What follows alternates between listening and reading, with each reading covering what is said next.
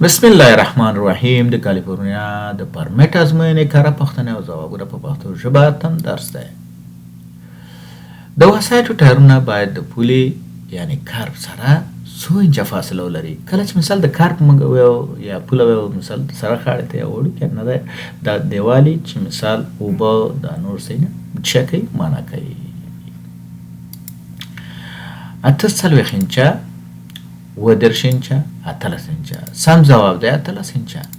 راسمه کومه نښه د دې لپاره ده چې د اورګاډي د پټلیو څلور لارې کې د پټلیو د لاینونو شمیر یا خط سیر شمیر وښایي. څلور ټریک سټاپ اهیډ او 3 وای سیګنال سم ځواب دی څلور ټریک دا چې سم ځواب دی. راسمه دریاویم پښتنه کومه نښه تاسو ته ښایي چې د ښوونځي پیاده تلونکو د تېرېدو ځای یا کراسواک په مخ کې دی. کومه نښه ده؟ مثال دا نښه ده دا نښه ده او که دا نښه ده.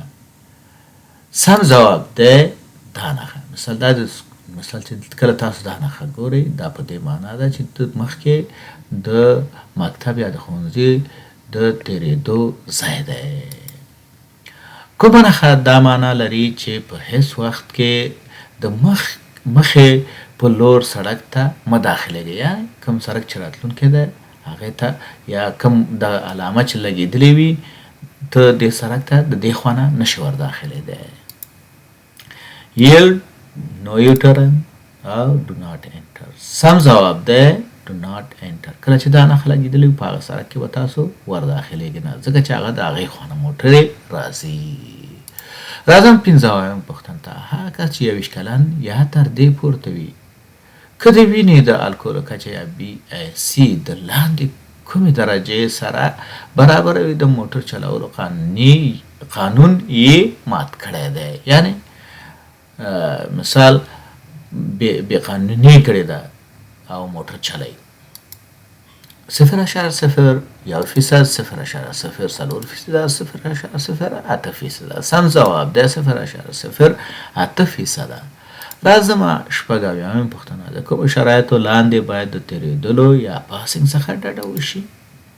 د یو طرفه سړک په مستقیمه لاره کې تېرېدل، کله چې سپینې کرښې قطع یا بروکن وایټ لایټ شتون لري تېرېدل، د څلور لار څخه 20 فوټه فاصله کې تېرېدل. سم ځواب دی څلور لار څخه 20 فوټه فاصله کې تېرېدل. راځم اووم پوښتنې ته. دا نښه څه معنا لري؟ ون وای.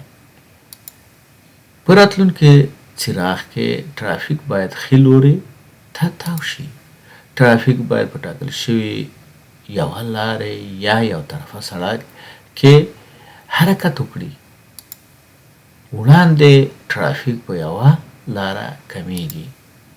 سم ځواب دی ترافیک باید په ټاکل شوي یوه لاره یا یو طرفه سړک کې حرکت وکړي. یعنې دا یو طرفه سړک دی. کله چې دا نښه لګېدلې وي دا د یو طرفه یعنې دا خط سیر د موټرو چې دی دا په یوه طرفه دی.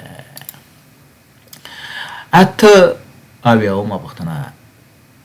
د لاندې نښو څخه کومه د کاربن مونو اکساید زهرجنېدو نښه ده؟ سرخوږي یا سرګرځېدل یا ډیزینس، د سترګو اوبه راتلل یا د سترګو څخه د اوبو بهېدل یا واټري آیز، د پاسې اوبه راتلل یا رنډي نوز. سم ځواب دی سرخوږي یا سرګرځېدل یا ډیزینس. راځم نهه اویایم پوښتنه. کله چې په دوړه یا واوره کې موټر چلوئ باید کومو څراغونو څخه استفاده وکړئ؟ د مخ څراغونه ټیټ رڼا یا ټیټه رڼا، لو بیم هیډ لایټس، پارک څراغونه پارکینګ لایټس، د مخ څراغونه لوړه رڼا یا های بیم هیډ لایټس. سم ځواب دی د مخ څراغونو ټیټه رڼا یا ټیټ رڼا.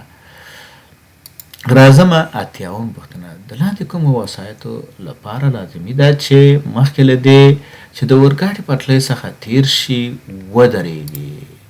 د ګرځنده کورونو یا آر وی یا ټیلر کشونکي باکس موټرونه هغه سپورتي وسایط چې څلور یا زیات کسان لیږدوي لارې چې په کې د خطرناکو توکو نښه لګېدلې وي سم ځواب دی لارې چې په کې د خطرناکو توکو نښه لګېدلې وي یا سبزی سکل ټیک ته ښه راغلاست که غواړئ چې په پښتو ژبه باندې د امریکا په متحده ایالاتو کې د ټرافیک قوانین زده کړئ په عملي بڼه او په نظري بڼه تاسو کولی شئ چې زما چینل ته راشئ او دلته په دې چینل کې په پلای لیست باندې کلیک کړئ په پلای لیست کې تاسو دپاره یو نوی ټریننګ ما پیل کړی دی چې په دې کې تاسو کولی شئ په عملي ډول سره د بیهایند د ویل او پرمټ دپاره مهارتونه ترلاسه کړئ دلته که راشئ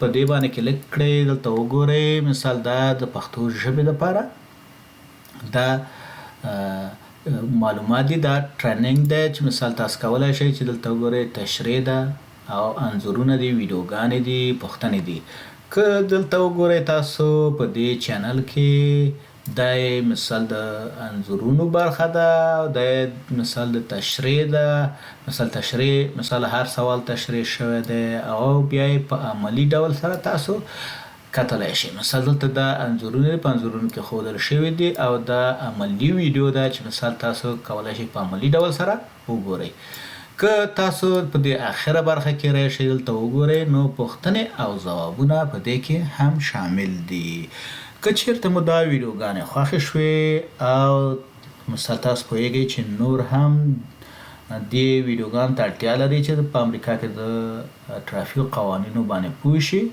نو دا ویډیو حتما د هغوی سره شریکه کړئ